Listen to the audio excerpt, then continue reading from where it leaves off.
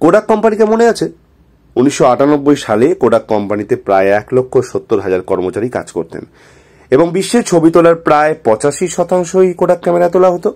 গত কয়েক বছরে মোবাইল ক্যামেরার বাড়বাড়ন্ত হওয়ায় এমন অবস্থা হয় যে কোডাক কোম্পানিটাই উঠে যায়, এমনকি কোডাক সম্পূর্ণ দেউলিয়াও হয়ে যায় এবং এদের সমস্ত কর্মচারীকে বাধ্যতামূলক ছাঁটাইও করা হয়।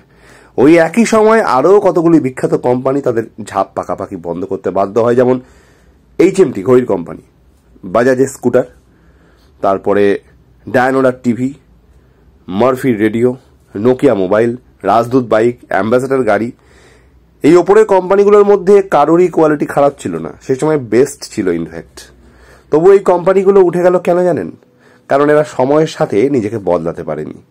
এখনকার সময়ে দাঁড়িয়ে আপনি হয়তো ভাবতেও পারছেন না যে সামনে 10 বছরে দুনিয়া কতটা পাল্টে যেতে পারে এবং আজকে 70 থেকে 90% চাকরি সামনে 10 বছরে সম্পূর্ণভাবে বিলুপ্ত হয়ে যেতে পারে। আর হতে পারে কি, এআই এসে গেছে, হবেই হয়তো। আমরা ধীরে ধীরে ঢুকে পড়েছি চতুর্থ শিল্প বিপ্লবের যুগে। আজকের বিখ্যাত কোম্পানিগুলোর দিকে তাকান। উবের কেবলমাত্র একটা সফটওয়্যারের নাম না, এদের নিজস্ব কোনো গাড়ি নেই, তবু আজ বিশ্বের বৃহত্তম ট্যাক্সি ভাড়ার কোম্পানি হলো উবের।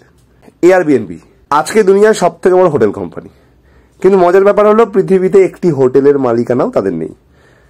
একইভাবে পেটিএম, ওলা ক্যাব, ওয়ো রুমস ইত্যাদি অসংখ্য কোম্পানির উদাহরণ দেওয়া যেতে পারে। জানেন, আজকে আমেরিকার নতুন উকিলদের জন্য কোনো কাজ নেই, কারণ IBM ওয়াটসন নামে একটি আইনি সফটওয়্যার যে কোনো নতুন উকিলের থেকে অনেক ভালো ওকালতি করতে পারে। এইভাবে পরে 10 বছরে প্রায় 90% আমেরিকানদের কোনো চাকরি হতে থাকবে না, বেঁচে থাকবে খালি বাকি 10%।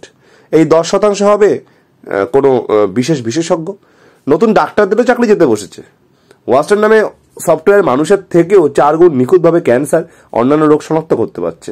2030 সালের মধ্যে কম্পিউটারের বুদ্ধি মানুষের বুদ্ধিকে ছাপিয়ে যাবে।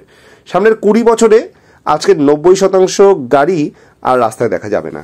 বেঁচে থাকা গাড়িগুলো হয় ইলেকট্রিকে চলবে অথবা হাইব্রিড গাড়ি হয়ে যাবে। রাস্তাগুলো ক্রমশ ফাঁকা হতে থাকবে, পেট্রোলের ব্যবহার কমবে, পেট্রোল উৎপাদনকারী আরব দেশগুলি ক্রমশ দেউলিয়া হয়ে আসবে। তখন গাড়ি লাগলে উবারের মতো কোনো সফটওয়্যারের কাছেই গাড়ি চাইতে হবে। আর গাড়ি চাইবার কিছুক্ষণের মধ্যেই সম্পূর্ণ চালকবিহীন একটা গাড়ি আপনার দরজার সামনে এসে দাঁড়াবে।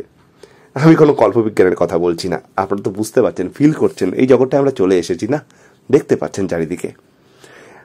আগামী দিনে আরও দেখতে পারবেন হয়তো। আপনি যদি অনেকের সাথে ওই একই গাড়িতে যাত্রা করেন তাহলে মাথাপিছু গাড়ি ভাড়া বাইকের থেকে হয়তো কম হবে।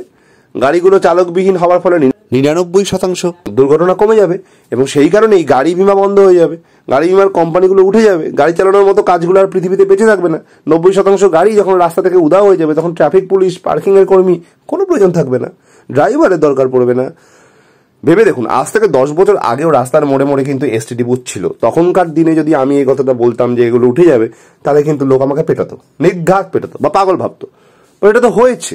দেশে মোবাইল বিপ্লব আসার পর সবকটা STD বুথ কিন্তু পাকাপাকিভাবে পাত্তালি করতে বাধ্য হয়েছে।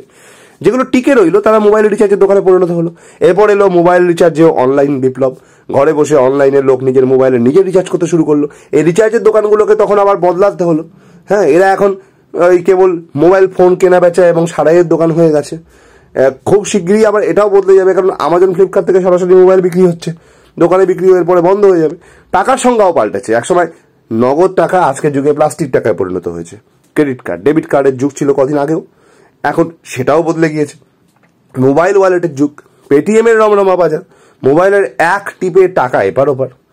যারা যুগের সাথে বদলাতে পারে না, যুগ তাদের পৃথিবী থেকে সরিয়ে দেয়। তাই ক্রমাগত যুগের সাথে বদলাতে থাকুন। পরিবর্তনই এই প্রকৃতির নিয়ম, পৃথিবীর নিয়ম। জয় শ্রীকৃষ্ণ, ভালো থাকবেন।